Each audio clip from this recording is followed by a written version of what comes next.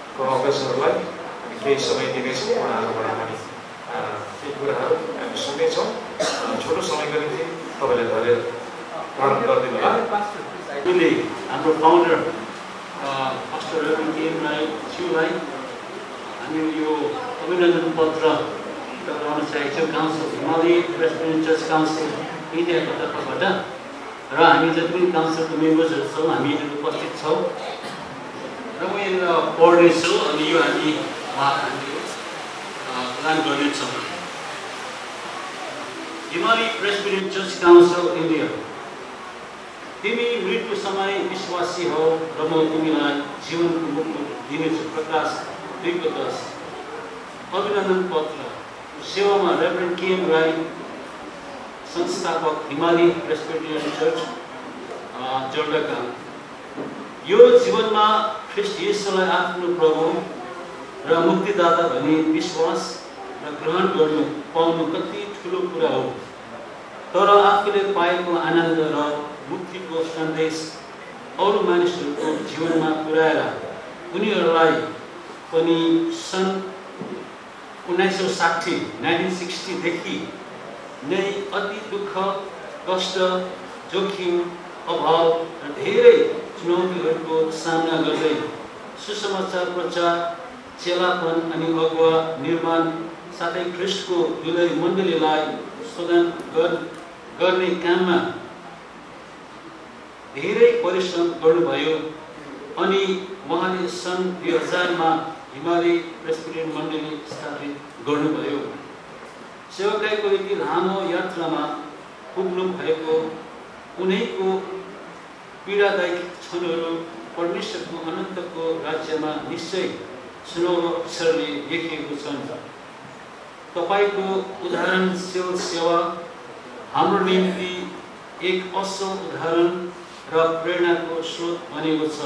यसर्थ तपाईको सुस्वास्थ्य र दीर्घायुको कामना गर्दै आज दिनाङ्क 9/4/2025 को दिन 25औं वर्ष सिल्भर जुबलीको उपलक्ष्यमा हामी हिमाली प्रेसिडेन्ट चर्च काउन्सिल इन्डिया तर्फबाट यो अभिनन्दन पत्र पठाउँछौँ। प्रेसिडेन्ट म आफै छु, सेक्रेटरी पास्टर तिलक।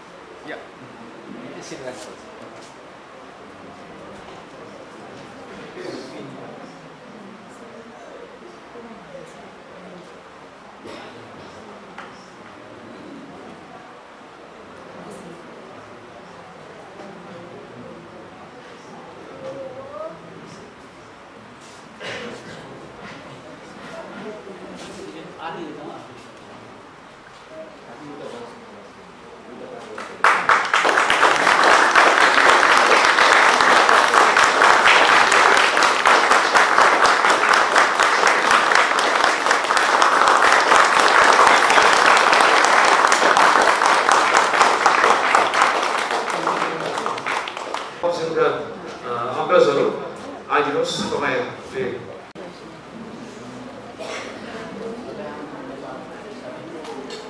काउन्सिलका जति छौँ सबैजना हामी आउँदैछौँ र यो समय विशेष गरी हामी हिमाली प्रेसिडेन्ट काउन्सिल नेपालले हाम्रो हिमाली प्रेसिडेन्ट मण्डलीका संस्थापक पास्टर खड्गमान राईलाई हामी अभिनन्दन गर्न गइरहेका छौँ र उहाँलाई हामी काउन्सिल मोडरेटर पास्टर तिलक सुब्बा,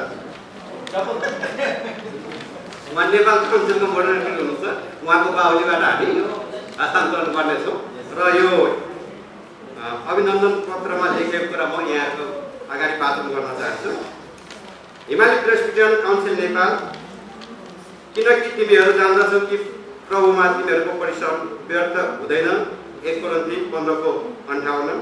रेभ पास्टर खड्गमान राई, केएम राई विगत लामो समयदेखि अनवरत रूपमा नेपाली भाषी समुदाय बीच प्रभु येशू ख्रीष्टको सुसमाचार घोषणा गरी नेपाल र भारतका विभिन्न भेगमा मण्डली स्थापनामा आफ्नो जीवन समर्पण गर्नुहुने निर्भीक निडर नेपाली ख्रिस्टको सुसमाचारका पारणीय तपाईँ रे पास्टर खड्गमान राईज्यूलाई हिमाली प्रेसिडेन्ट मण्डली जलढाका स्थापनाको 25औं वार्षिक उत्सव रजत महोत्सव 2081 सन् 2025 को अवसरमा यो अभिनन्दन पत्र अर्पण गर्दछौँ।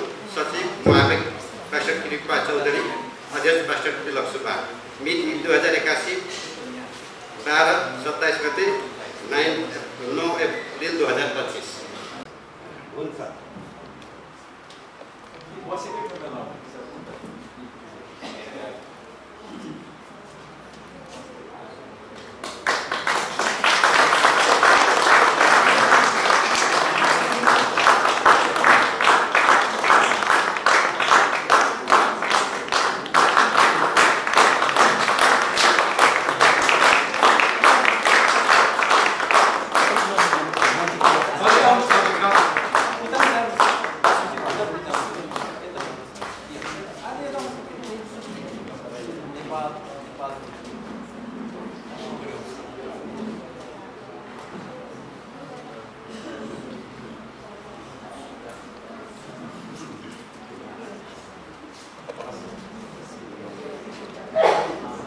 पोखरी मण्डलीको व्यक्तिगत रहेछ, त्यो पनि हामी यो सबै हस्तान्तरण गर्नेछौँ। हाम्रा आदरणीय पोखरी मण्डलीका एल्डर हाम्रो पास्टर कुमार राई हुनुहुन्छ, उहाँको बाहुलीबाट यहाँ हाम्रो माझमा हिमाली प्रेसिडेन्ट मण्डली पोखरीका एल्डर पास्टर कुमार राई हुनुहुन्छ, उहाँको बाहुलीबाट हामी यो हस्तान्तरण गर्नेछौँ हाम्रो पास्टर केम राई पास्टरलाई।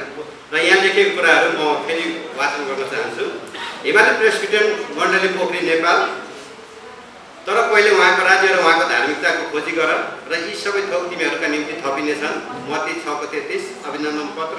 रे पास्टर खड्गमान राई केम राई विगत लामो समयदेखि अनवरत रूपमा नेपाली भाषी समुदायबीच येशू ख्रिस्टको सुसमाचार घोषणा गरी नेपाल र भारतका विभिन्न भेगमा मण्डली स्थापनामा आफ्नो जीवन समर्पण गर्नुहुने निर्भीक निडर नेपाल ख्रिस्टको सुसमाचारको पारणीय तपाईँ रे पास्टर खड्गमान राईज्यूलाई हिमाली प्रेसिडेन्ट मण्डली जलढाका स्थापनाको 25औं वार्षिक उत्सव रजत महोत्सव 2081 सन् 2025 को अवसरमा यो अभिनन्दन पत्र अर्पण गर्दछौँ। सचिव एल्डर पास्टर कुमार राई, अध्यक्ष एल्डर वीरबहादुर राई। मिति 2081 12/27 गते 9 अप्रिल 2025। हुन्छ। उहाँले पहिला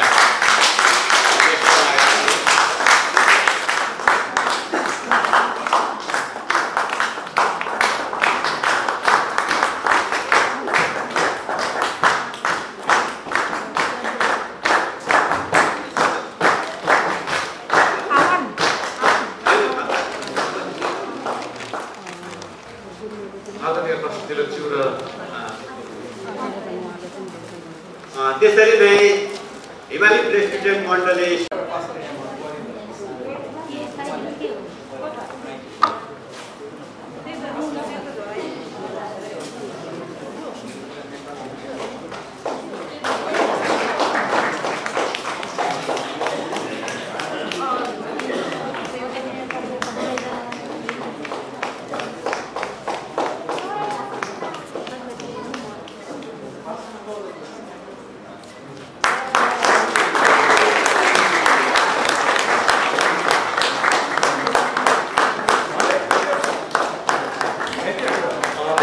कार्यक्रम अहिले घरै पनि हामीले गर्न सक्छौँ र विशेष हाम्रो कार्यक्रमलाई हामीले समाप्त गर्न पर्छ।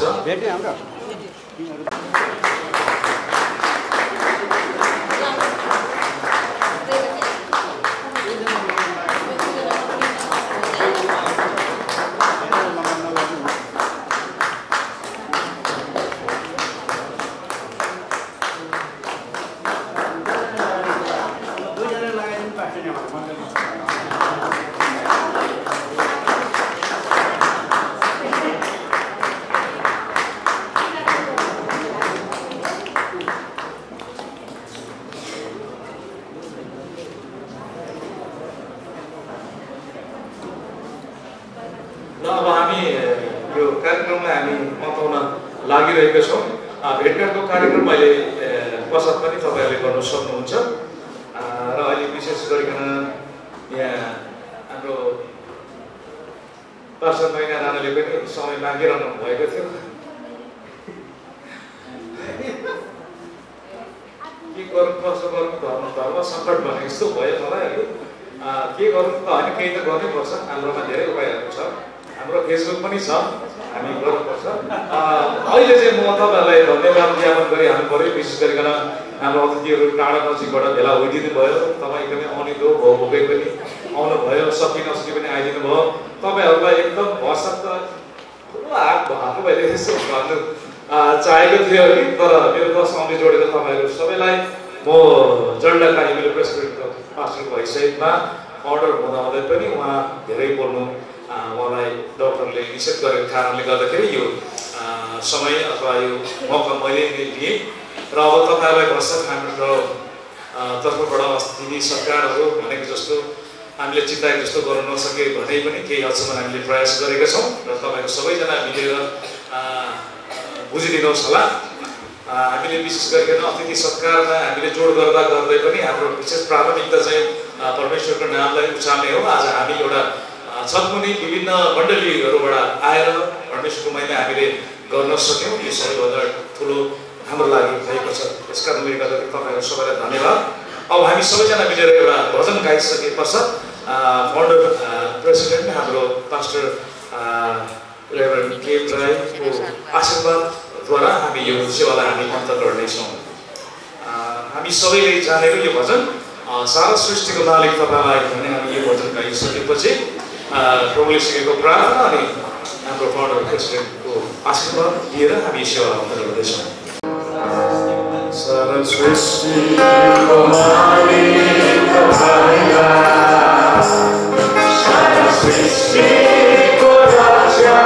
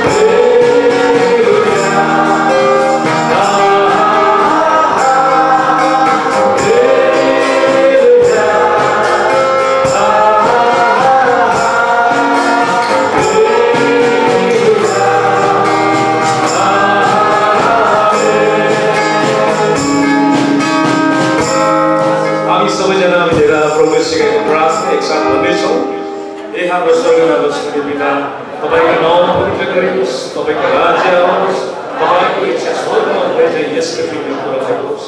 हाम्रो दिनभरिको रोटी आज दिनुहोस्, हाम्रो अपराध क्षमा गरोस् जसरी हाम्रो अपराधीहरूलाई क्षमा गरेका छौँ त्यसरी दुष्टदेखि बचाउनुहोस्, किनभने राज्य प्रार्थना महिमा सदा सर्वदा तपाईँकै नाम होस्। आमेन। अब हाम्रा प्रभु यीशु मसीहको अनुग्रह, परमेश्वर पिताको प्रेम, पवित्र आत्माको शान्ति र सङ्गति सिँगै संसारका भक्तजनहरूसँग र यहाँ रहेका हामी सबैजनासँग जबसम्म पापमा विश्वास ठाउँमा आउनुहुन्न तबसम्म सबैजनासँग आजदेखि सदा सर्वदासम्म सर्वभाइ जय मसीह। तपाईँहरू कोही पनि गेटबाट नजाइदिनुहोस्, यहाँ तपाईँहरूको निम्ति पनि तयारी गरेको छौँ हामीले केही खानेकुराहरू सेवन गरेर मात्रै जाइदिनुहोस्।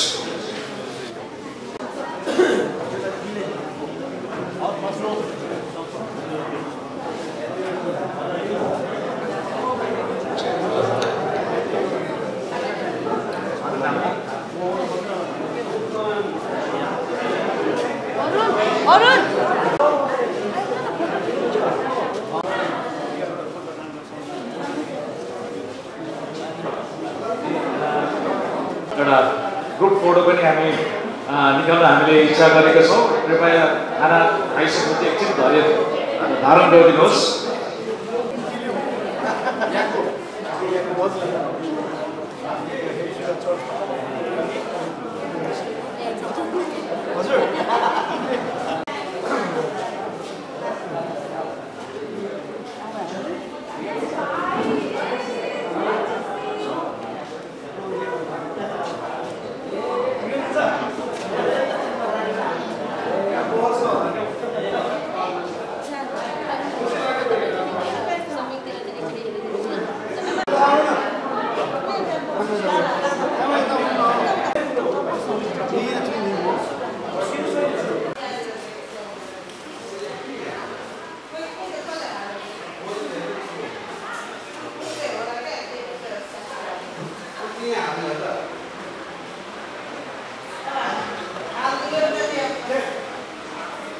क्या